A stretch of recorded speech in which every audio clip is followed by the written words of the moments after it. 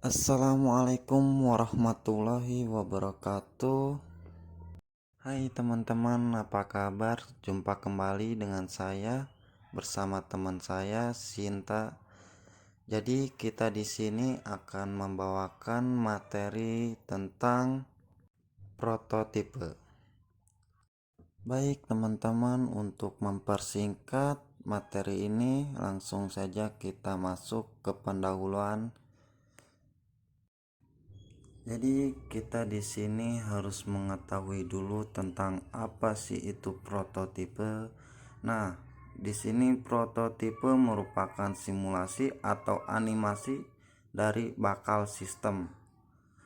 Prototipe merupakan suatu metode dalam pengembangan sistem yang menggunakan pendekatan untuk membuat suatu program dengan cepat dan bertahap, sehingga segera dapat dievaluasi oleh pemakainya.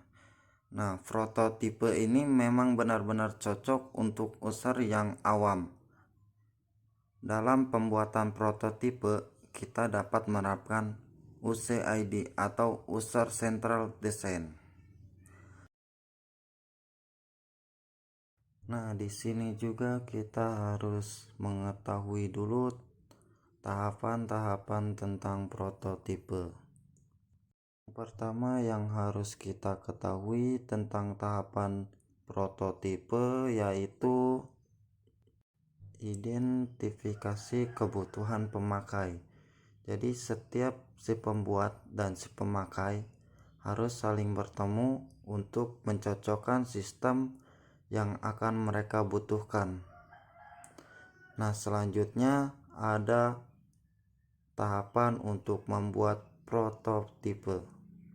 Setelah seorang pengembang telah membuat tentang prototipe, maka seorang penguji akan menguji dan memberikan kritik untuk seorang pengembang untuk lebih baik lagi. Dan selanjutnya, jika ada kekurangan atau kelebihan, maka seorang pengembang akan melakukan modifikasi sesuai dengan masukan seorang pemakai. Setelah seorang pengembang telah memperbaiki atau memodifikasi sesuai kritik dan saran seorang pemakai, maka akan dikembangkan sesuai versi produksinya. Karakteristik dalam proses USD. Sini ada memahami user dan kebutuhannya, fokus pada user pada tahapan awal, desain dan mengevaluasi hasil desain, mengidentifikasi, membuat dokumentasi dan menyetujui kegunaan dan tujuan pengalaman user. Perulangan hampir dapat dipastikan para perancang tidak pernah berhasil hanya dalam satu kali proses. Keunggulan prototipe. Yang pertama, adanya komunikasi yang baik antara pengembang dan pelanggan. Yang kedua, pengembang dapat bekerja lebih baik dalam menentukan kebutuhan pelanggan. 3. Pelanggan berperan aktif dalam pengembangan sistem. Dan yang keempat, lebih menghemat waktu dalam pengembangan sistem. Terakhir yang kelima, penerapan menjadi lebih mudah karena pemakai mengetahui apa yang diharapkannya.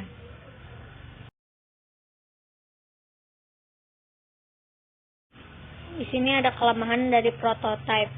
Yang pertama, pelanggan kadang tidak melihat atau menyadari bahwa perangkat lunak yang ada belum menyantumkan kualitas perangkat lunak secara keseluruhan dan juga belum memikirkan kemampuan pemeliharaan untuk jangka waktu lama.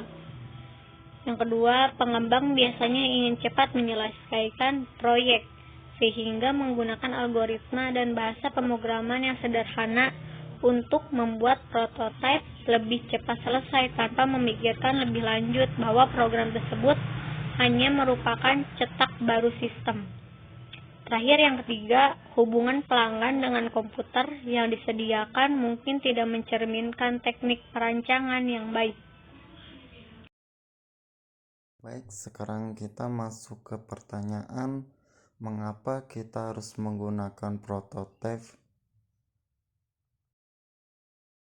Baik, yang pertama di sini ada evaluasi dan feedback pada rancangan interaktif. Lalu yang kedua ada stakeholder. Dalam hal ini user dapat melihat, menyentuh, berinteraksi dengan prototipe.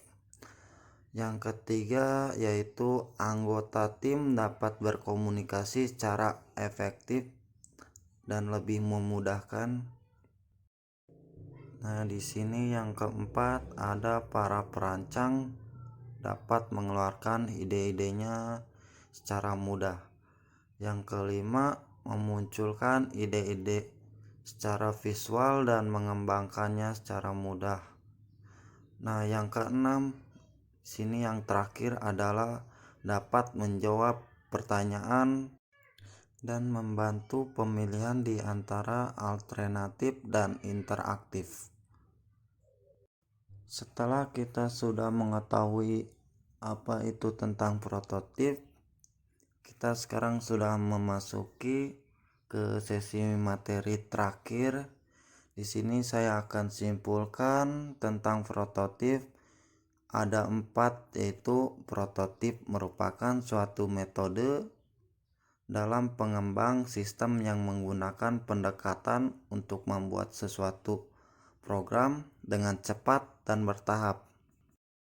Yang kedua, tahapan prototip yaitu identifikasi kebutuhan pemakai, membuat prototip, menguji prototip, memperbaiki prototip, mengembangkan versi produksinya.